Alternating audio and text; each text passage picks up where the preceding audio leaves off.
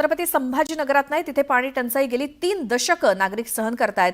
सर्वपक्षीय नेत्यांनी सुद्धा 3 दशकं पाण्याची आस नागरिकांना दाखवली आणि आळीपाळीनं सत्ता उपभोगली। तर छत्रपती संभाजीनगर शहराची अवस्था प्रशासनाच्या कारभारामुळे हसावं की रडावं अशी झाली आहे। जायकवाडी धरणात भरपूर पाणीसाठा आहे, मात्र नागरिक 10 ते 15 दिवस पाण्यासाठी वाट बघत बसतायत। थेट जाऊयात, आमचे प्रतिनिधी सिद्धार्थ गोदाम आपल्या सोबत आहेत। सिद्धार्थ, इतकं मोठं धरण असताना आणि पाणी असताना सुद्धा नेमकं नियोजनाच्या अभावी नागरिकांना याचा त्रास होतोय का? निश्चित तुम्ही म्हटलंय ते अत्यंत महत्त्वाचं, हसाव का रडाव असं औरंगाबादकरांना छत्रपती संभाजीनगरकरांची अवस्था झाली। कारण भरपूर पाणी धरणामध्ये एवढं पाणी आहे की जवळपास पुढचे 5 ते 7 वर्ष पाणी सतत मिळू शकतं, दररोज मिळू शकतं। मात्र अनास्था आहे सगळ्या गोष्टींमध्ये, राजकीय लोकांचा आपापला हेतू साध्य करण्यासाठी या योजनेचा फायदा करून घेणे, या सगळ्या गोष्टींमुळे अडचणी आहेत। आता छत्रपती संभाजीनगरातली प्रत्येक भागामध्ये 10 ते 12 दिवसाच्या नंतर, काही ठिकाणी 15 दिवसानंतरच पाणी। आता मी सातारा भागामध्ये आहे, जवळपास 10 वर्ष झाला हा भाग महापालिकेत आलेला आहे, मात्र नागरिकांना अजूनही नळाचं पाणी मिळत नाही। या सगळ्या गोष्टींसाठी माझ्यासोबत महिला आहेत बोलण्यासाठी आहे। 10 वर्ष झालं महापालिकेत आलो आपण, आपल्याला पाणी मिळत नाही। हा, 10 वर्ष झाले आम्ही महानगरपालिकामध्ये आलो आणि इथं राहून आम्हाला कमीत कमी 25 वर्ष व्हायला लागली। तर पहिल्यापासून पाण्याचा त्रास आहे, महानगरपालिकात गेलं तरी पाण्याचा त्रास आहे।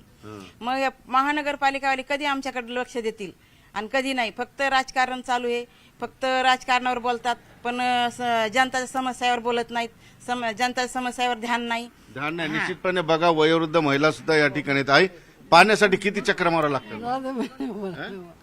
बघा, काय म्हणाल आई की कधी सगळ्याच गोष्टी म्हातारे कोतारे सगळ्यालाच पाण्यासाठी, सगळ्याला महिलाला त्रास आहे पाण्याचा। माणसं उठून पोटासाठी मरमर करतात, महिला घरी पाण्यासाठी परेशान होतात। आणि 25 वर्ष झाले आम्ही ह्या भागात आहेत। महानगरपालिका ग्रामीण भाग होता अगोदर, आणि आता महानगरपालिकाला 10 वर्ष झाली, पण इकडे कोणी लक्ष देत नाही पाण्यासाठी लक्ष नाही। मग पाण्याची सोय कशी होती तुमच्याकडे? एकंदरीतच आपण बघितलं, पाण्याची सोय कशी होती आई? पाण्याची सोयच नाही, काय करायचं? मग कसं आणता पाणी वगैरे? पाणी आता काय, कोणाच्या याच्याहून काय, तिकून काय, इकून काही, 2-2, 4-4 हांडे। टँकर मागावा तर टायमला टँकर येत नाही, अडचण करून तरी टँकर मागवतात। लेकराच्या पोट पाण्याचं हे करून तरी त्या टँकर टायमाला भेटत नाही। बरं, रोजच पाणी भेटत नाही, लग्न कार्य असेल, कार्यक्रम असेल, टँकर मागवतो ना, पाणीच भेटत नाही आम्हाला। तर लग्न लांबावं लागतं, कार्यक्रम लांबावं लागतात, पाणीच भेटत नाही। तर त्याच्यामुळे परेशानी खूपच पाण्यासाठीच, पाण्यासाठीच परेशान बस। पाण्यामुळे पाहुण्याला बोलवता येईना आणि आम्हाला पाहुण्याच्या घरी जाता येईना। लग्न कार्य आहे तर तिथे पण जाता येईना। निश्चितपणे जाता येईना। पण काय किती खर्च होतो बरं पाण्यावर? कारण पाईपलाईन नाही, पाणी तर महापालिकेचं नाहीच नाही। 2,000 रुपये पिण्याच्या पाण्यासाठी जाते आणि 2,000 रुपये वापराच्या पाण्यासाठी जाते। आणि कमवतात माझ्या घरच्या लोकांना 10-15 हजार 20,000 पडत असेल, त्याच्यातून 10-12 हजार पाण्याला जर गेले तर खावा काय आणि ठेवावं काय?